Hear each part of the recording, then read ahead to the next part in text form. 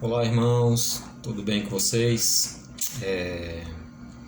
Glória a Deus, né? Chegamos aqui no assunto do santuário, outro assunto muito, mas muito importante mesmo, um assunto muito esclarecedor, né? E, irmãos, por ele ser muito longo, eu peguei aqui as partes mais importantes para a gente trabalhar, né? De uma forma resumida, mas também de uma forma que a gente entenda claramente o que Deus quer dizer através desse assunto, o santuário terrestre, de extrema importância para que você entenda o plano da salvação, né, para a nossa vida. Né? Se você abrir sua apostila, você vai ver que já na primeira página, né, a introdução, na verdade, é a imagem do santuário. Ali você vai ver uma imagem que destaca alguns pontos importantes, como o sumo sacerdote, né? As vestes que ele vestia ali para atuar, né? No lugar santíssimo, né? A gente vai ver, irmãos, que o santuário ele é composto por 3 compartimentos, né? E ele era também portátil, né? Poderia montar em certo lugar e depois montar em outro lugar. Então o que acontece detalhe, ele era também em formato de cruz, o desenho do santuário, né? A gente vê ali primeiro o pátio, né, com a pia e o altar de sacrifícios, né? Logo depois a gente já entra ali no tabernáculo e vê o primeiro compartimento, o segundo compartimento, aliás, que é o lugar santo, né? É ali onde ficava as mesas com os pães, né? O candelabro, né? Enfim, ali onde ficava estes acessórios, o altar de incenso também, né? E por último, um lugar santíssimo, que só ali só entrava uma pessoa, que era o sumo sacerdote. Ali estava a Arca da Aliança, né? E ali dentro da arca tinha os 10 mandamentos e a vara de Arão que floresceu, né? E por cima da arca ali a gente vê 2 querubins, né? Guardando, né? A lei de Deus. Então, meus amados, se você perceber aí, né? Coisa linda as coisas do Senhor, né? Infelizmente existem igrejas por aí que eu conheço que não fala sobre esse assunto. Esse assunto vital, é a chave para a gente entender sobre o plano da salvação. Que tudo isso aqui era um tipo do que haveria de vir, né? Ou seja, existe o antipo e o antitipo, né? Ou seja, isso aqui um dia ele iria ter fim, todo esse ritual, né? Todas essas cabanas, inclusive ao redor ali do santuário, né? Que era cercado ali por 4 colunas de madeira revestidas de ouro, né? Ali ao redor dele, o que acontece? Futuramente, todo esse ritual, toda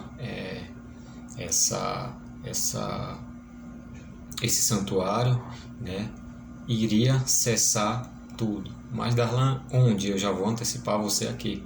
Na morte de Cristo na cruz. Foi ali que se encerrou tudo isso. Então, falando mais um pouco aí do modelo do santuário, existia ali o pátio, né, que já era ali na entrada, se você observar aí na imagem, né, ali tinha a pia, o altar de sacrifício, né, repetindo de novo, para que a gente entenda bem mesmo, antes de entrar no desenvolvimento do assunto. No lugar santo existia o candelabro, o altar de incenso e a mesa com os pães. Eu acredito que você deva estar vendo aí na sua apostila também. E no lugar santíssimo, a Arca da Aliança. Agora a gente vai procurar desenvolver o assunto de forma clara, rápida e objetiva.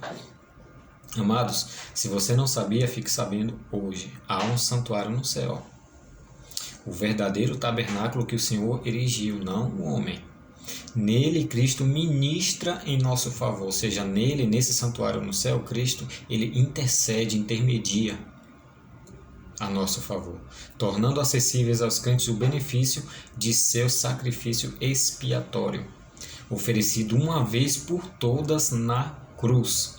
ele foi empossado como nosso grande sumo sacerdote e começou seu ministério intercessório por ocasião da sua ascensão. Quando ele subiu, começa então a intercessão a nosso favor. E obviamente, todo esse ritual, toda essa lei que existia na época de Moisés foi abolida na cruz. É por isso que hoje a gente vive na nova aliança, Novo Testamento. Amados, o povo de Israel ele foi escravo no Egito por 400 anos. Uma vez libertos por Deus, eles podiam livremente adorá-lo.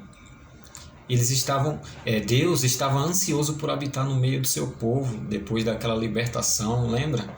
Quando abriu o Mar Vermelho, né? E enfim, o povo de Deus foi liberto, agora o povo estava livre para adorar o Senhor. E aí o Senhor vai e instrui Moisés ali no capítulo 25 de Êxodo, o verso 8 e 9, ele diz assim, e me farão um santuário e habitarei no meio deles, conforme tudo que eu te mostrar, para modelo do tabernáculo e para modelo de todos os seus pertences, assim mesmo o fareis. Então Deus chega em Moisés e fala, Moisés, é o seguinte, eu quero habitar no meio de vocês. Então, para isso, vocês vão ter que construir um tabernáculo portátil. Eu estou parafraseando, meus amados. Vocês vão ter que construir um tabernáculo para que eu possa habitar no meio de vocês. O santuário não servia apenas para a habitação de Deus, mas era a única maneira pela qual nossos antepassados puderam entender o plano de Deus para a salvação das pessoas. O preço do pecado e a morte de Cristo, o Cordeiro de Deus que tira o pecado do mundo, hoje é fácil olhar para o Calvário e entender o plano da salvação, mas eles precisavam dessa demonstração viva naquela época. Estudar e compreender o santuário e seus serviços são a chave, lembra que eu falei no começo? Eu estou repetindo aqui de novo. São a chave para entender e compreender o ministério sacerdotal de Cristo. Quando você vai ali para o livro de Hebreus, ali fala muito a respeito do sacerdócio de Cristo no céu. Nosso único e suficiente Salvador, nosso sumo sacerdote Jesus Cristo. Muito bem, santuário no deserto, que é o próximo tópico aí, né? Eu acredito que você esteja acompanhando aí na sua apostila. Bem como a gente disse e leu ali em Êxodo 25:8, entre aspas, e me farão um santuário para que eu possa habitar no meio deles. A partir de Êxodo 25, amados, e por todo o livro de Levítico encontramos as descrições detalhadas do santuário, seus compartimentos, seus móveis, seus utensílios, o sacerdócio real e seus serviços, o que o sacerdote faria ali dentro, naquele local, né? Vamos lá então, dar algumas dicas aqui, algumas passagens que você pode ler depois aí na sua casa. A arca da aliança está lá em Êxodo 25:10, o propiciatório, né?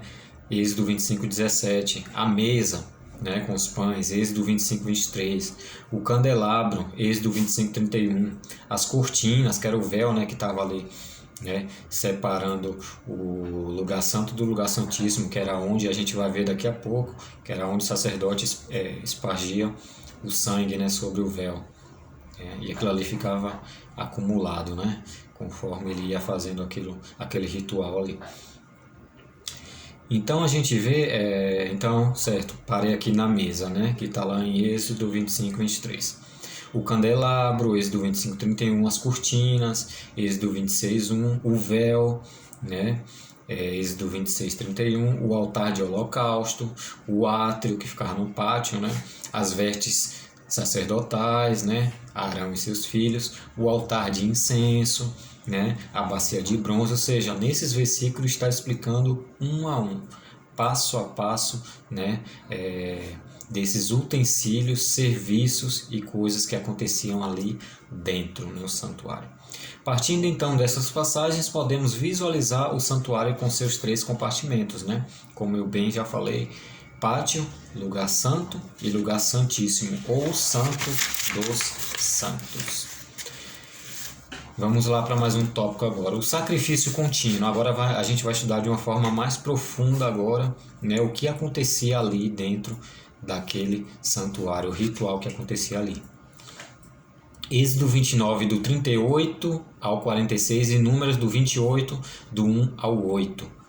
Todos os dias pela manhã, ao nascer do sol, e pela tarde, ao pôr do sol, o sacerdote sacrificava um cordeiro, macho, 1 ano de idade, sem defeito físico, ele tinha que ser limpo, né? E o colocava sobre o altar de holocausto, ou seja, o altar de sacrifício, né? O sacrifício da manhã queimava até a tarde, e o da tarde até a manhã seguinte. A gente chamava isso de sacrifício contínuo. Era um sacrifício que não cessava, que não parava. Você vê aqui que ele disse, aqui.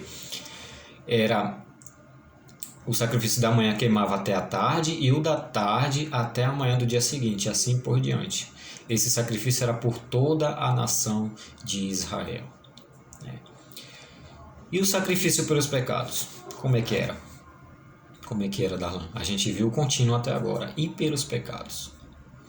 Cada pessoa que pecava deveria trazer um cordeiro sem defeito ao sacerdote e sacrificá-la pelo seu pecado. Mas, Darlan, se a pessoa pecasse 3 vezes, 3 cordeiros. Se a pessoa pecasse 5 vezes, era 5 cordeiros que ela tinha que levar ali para transferir a sua culpa para o cordeirinho. A pessoa empunhava as mãos sobre o cordeiro, confessava seu pecado e imolava o animal. O sacerdote recolhia parte do sangue em uma cuia, né, que é como se fosse uma bacia, né, carregando simbolicamente o pecado. Apresentava então um pedido de perdão diante do altar de incenso, aspergia, né, um pouco do sangue no véu e derramava o resto na terra ao pé do altar de sacrifício ali no pátio. O sacrifício era queimado e o pecado da pessoa perdoado, mas todos esses pecados ficavam acumulados no santuário. Então você imagina como não deve ter ficado, né, essa cortina, esse véu, né, onde o sacerdote espargia ali o sangue, né, que era o símbolo do pecado, né? E a gente vai ver agora, né, como ficava acumulado. Então chegava um tempo, né, exatamente no 10º dia do 7º mês, né, tem uma palavra hebraica aqui chamada Tishrei, né, todo o povo de Israel deveria se apresentar ao Senhor para a purificação do santuário. É como se fosse uma reunião naquele dia ali, né? No 10º dia do 7º mês tinha uma reunião, uma vez por ano. A gente chama isso de dia da expiação. Era o dia da expiação dos pecados de todo o povo, toda a nação de Israel, né? E isso aí era chamado de Yom Kippur, né? Que é uma palavra em hebraico, né? Era o dia da expiação, era o dia do Yom Kippur. Era oferecido um sacrifício por todo o povo e depois tomavam 2 bodes, prestem atenção, 2 bodes, tá? E lançavam sorte sobre eles. Um representaria o Senhor, um desses bodes, e era chamado de bode expiatório. Esse bode era sacrificado, olha, esse bode era sacrificado. O sumo sacerdote recolhia parte do sangue dele em uma cuia e com ele entrava no lugar santíssimo para interceder por todo o povo de Israel e purificar todos os pecados que haviam sido acumulados durante todo o ano. O outro animal, ou o outro bode de que fala aqui, era chamado de Azazel, né? Ou bode emissário. Ele carregava os pecados de Israel acumulados no santuário. Esse bode era levado para o deserto como símbolo do pecado que foram retirados do meio do povo. E a gente vai ver daqui a pouco, um pouco mais profundamente mais para frente, que esse bode chamado de Azazel, ele representava simbolicamente Satanás.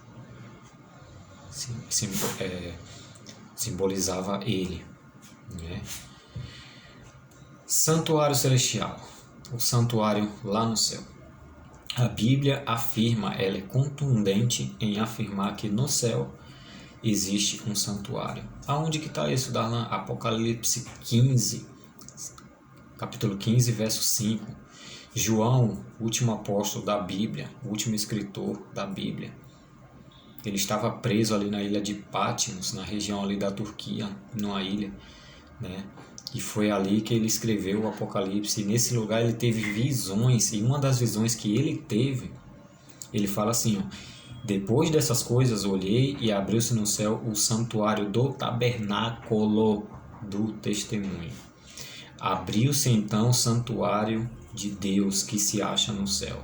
E foi vista a arca da aliança no seu santuário. E sobrevieram relâmpagos, vozes, trovões, terremoto e grande saraivada. Então João, ele tem uma visão ali do tabernáculo. Olha que coisa linda, Deus deu a oportunidade dele ver, dele ter essa visão. E ali ele viu várias coisas. Ele viu até a arca da aliança. Ao ordenar a construção de um santuário, Deus mostrou a Moisés um modelo. Então, o que foi feito na terra seria a réplica do original, seria o genérico do original. A Bíblia identifica esse santuário no deserto como uma cópia ou miniatura do santuário celestial. Figuras das coisas que se acham no céu e figura do verdadeiro santuário, erigido não por homens, mas pelo próprio Deus. Hebreus 9, 23 e 24 também menciona que esse santuário é o verdadeiro tabernáculo que o Senhor erigiu. E em Hebreus 8, 1 e 2 também ali fala. Você pode abrir a Bíblia na sua casa e ler Hebreus 8, 1 e 2. Então, até aqui a gente aprendeu sobre, a respeito do santuário: sacrifício contínuo, sacrifício pelos pecados, dia da expiação, que era anual, e a gente aprende também que existe um santuário no céu. João chegou a contemplar os itens que constituíam o santuário celestial. O modelo para a mobília que ocupava o espaço do lugar santo do santuário terrestre, tais como castiçal com 7 lâmpadas, altar de incenso. Viu também a arca da aliança, que no santuário terrestre ocupava o santo dos santos. Tudo isso, amados, está lá em Apocalipse 1:2, Apocalipse 8:3 e Apocalipse 11:19. Você pode ver na sua apostila que está aí, tá bom? O altar de incenso do santuário celestial acha-se situado diante do trono de Deus, que se localiza no templo celestial de Deus. Portanto, a cena do trono celestial, como diz também lá em Daniel 7, 9 e 10, ocorre no templo ou santuário celestial lá no céu. É por essa razão que os juízos finais de Deus partem de seu templo, desse santuário. Fica evidente que a Bíblia não apresenta o santuário celestial como figurado ou uma metáfora, uma ilusão, ou uma ilustração, mas como real e definitivamente existente. O santuário celestial é o lugar primário da habitação de Deus lá no céu.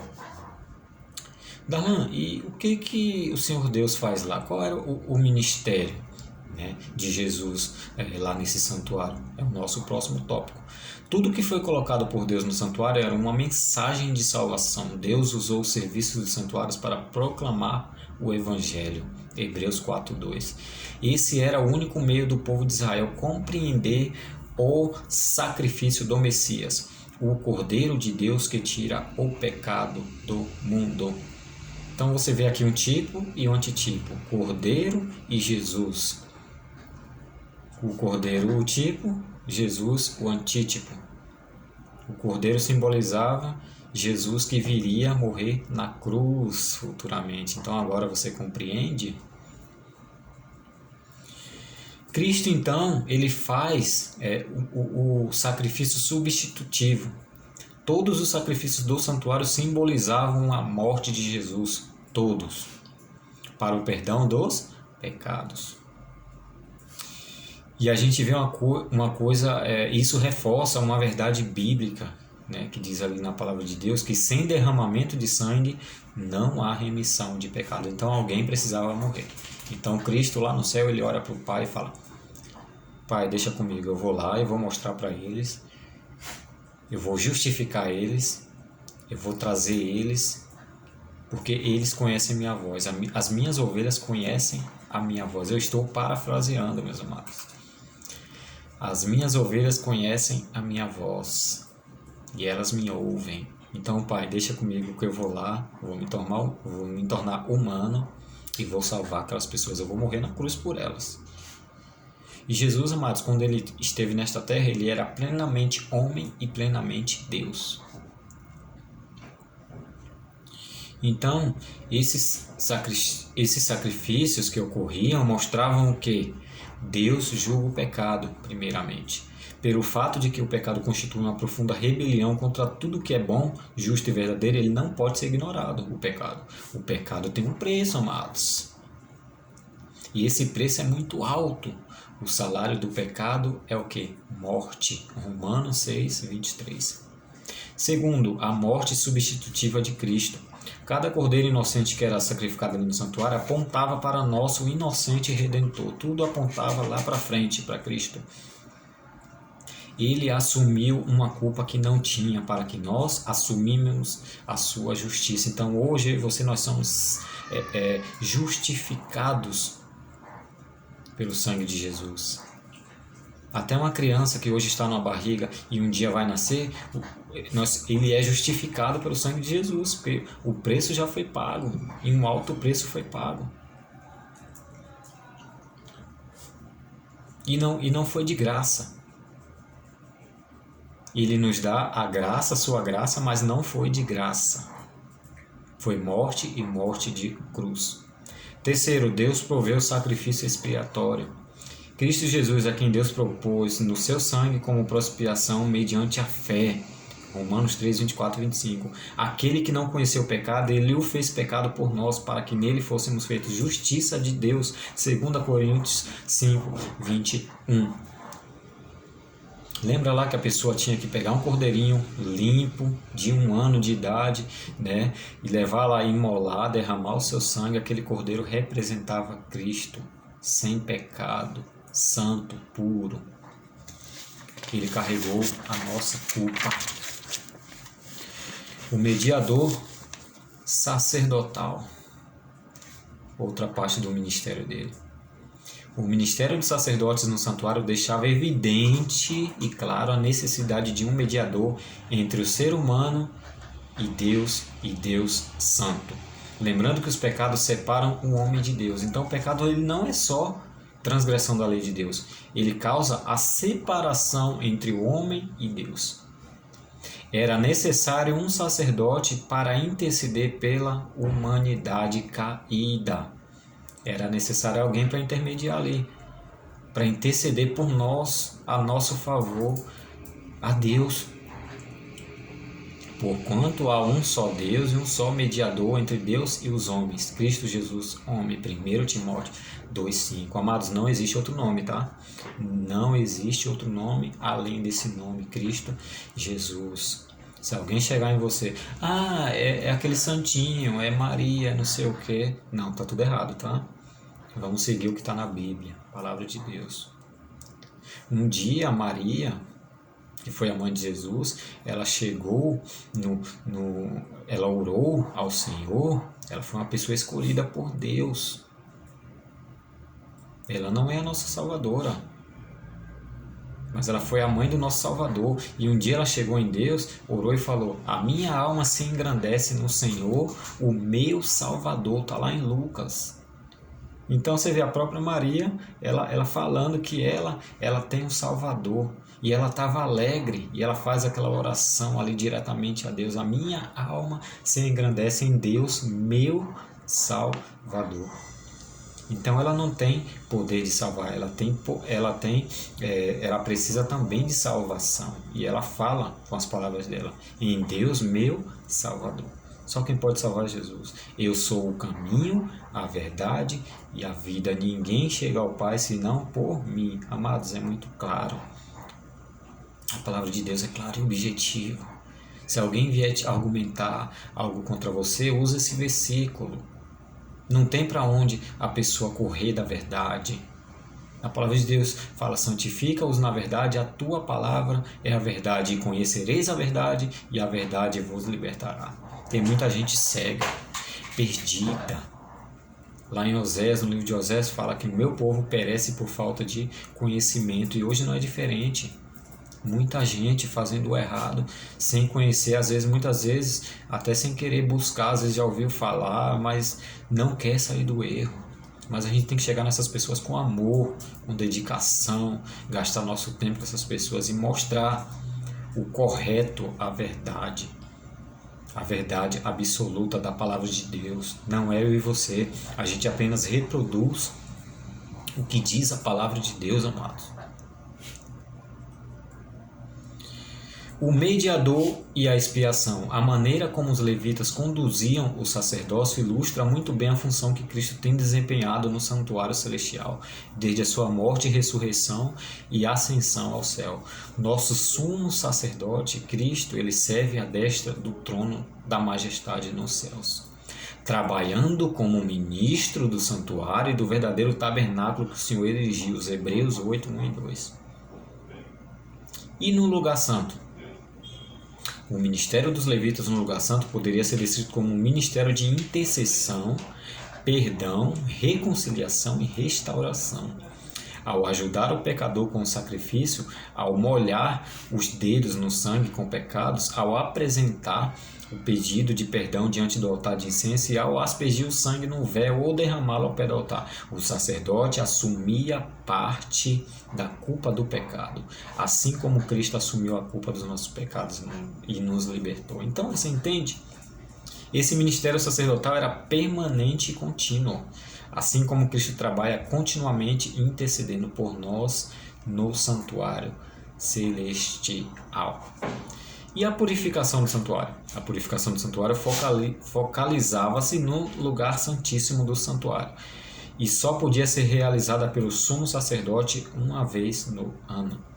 Também requeria 2 bodes. Olha, lembra que eu falei do bode lá atrás? Agora a gente vai ver aqui de uma forma mais profunda para a gente quase que encerrar o assunto aqui. Também requereria 2 bodes, o bode do Senhor e o bode Azazel emissário, chamado de emissário. O primeiro bode era morto, simbolizando o preço do pecado, morte. Fica atento nisso aqui, tá? Então a gente vê que o primeiro bode era morto. Quem morreu em nosso lugar? Cristo Jesus. Então por isso que esse bode representa ele. Especialmente o preço que Cristo pagaria pelos nossos pecados morrendo na cruz. O segundo bode carregava o peso dos pecados e era levado para o deserto. Esse ato removia os pecados no meio do povo, simbolizando a erradicação completa dos pecados cometidos. Assim será no juízo, quando Deus, o justo juiz, separar os filhos das trevas dos filhos da luz. Separar o santo do profano. O povo da luz, o povo das trevas. 2 povos. Sempre houve apenas 2 povos, 2 caminhos, nunca 3 caminhos, nunca 3 povos. Ou é o povo da luz, ou é o povo das trevas. Então, no juízo final, Deus vai fazer essa separação. Vem aqui meus filhos para a luz e vai ficar, de fora vai ficar os cães, os feiticeiros, os idólatras. As trevas vai ficar de fora. Azazel, o bode emissário, agora especificamente falando dele. Um exame cuidadoso de Levíticos 16 revela que Azazel representa Satanás. O bode do Senhor era morto, lembra do primeiro bode? Apontando para o sacrifício de Cristo. O outro não. Ele não era morto, ele era enviado para o deserto. Então, esse segundo, ele não podia representar o Salvador. Também porque o santuário era totalmente purificado pelo sangue do bode do Senhor. Olha que detalhe interessante para você entender mais ainda. Só então o bode emissário era introduzido no ritual. Finalmente, porque a passagem trata do bode emissário como um ser pessoal, que é o oposto de Deus, o oposto da bondade, que se opõe contra Deus. Levítico 16:8, ali fala: um para o Senhor, um bode para o Senhor, outro bode para simbolizar Azazel. Assim é mais Assim é mais coerente ver Azazel como um símbolo de Satanás. Claro, né, amados? Bem claro. Desculpa, queridos. Bem que esse espirro poderia vir bem depois, né? Não agora na lição. Mas muito bem. Vamos concluir então. Desculpa novamente. Estou um pouquinho gripado hoje. Concluindo. Graças a Deus que Cristo, nosso mediador, intercede por nós. Graças a Deus. E é só Ele, viu? Não tem nenhum outro, como foi falado. Tendo, pois, Jesus, o Filho de Deus, como grande sumo sacerdote, que penetrou os céus, conservemos firmes a nossa confissão. Porque não temos sumo sacerdote que não possa compadecer-se das nossas fraquezas. Antes foi ele tentado em todas as coisas, a nossa semelhança, mas sem pecado. Então que a gente possa se achegar a Deus confiadamente junto ao trono da graça. Aleluia, Deus seja louvado. Santo, santo é o nome do Senhor. Em casa você pega esses versículos e continua estudando. Êxodo, capítulo 25, Levíticos. O livro de Levíticos inteiro ali fala a respeito dessas ordenanças, desses rituais, né, de tudo que acontecia ali. Entendemos claramente que existe um santuário no céu. O que houve aqui na terra foi uma miniatura, uma réplica, né, para que Deus, aqueles dias ali, pudesse habitar no meio do povo. Hoje Ele quer habitar, Ele continua querendo habitar no meio de nós. Que Deus te abençoe. Que assunto maravilhoso, amados. Temos o privilégio de aprender isso na nossa igreja, Semeando em Canaã. Deus seja louvado. E que Deus te abençoe. Continue firme no Senhor. Continue firme. Aleluia. Aleluia. Uma boa tarde. Fica com Deus, meus amados.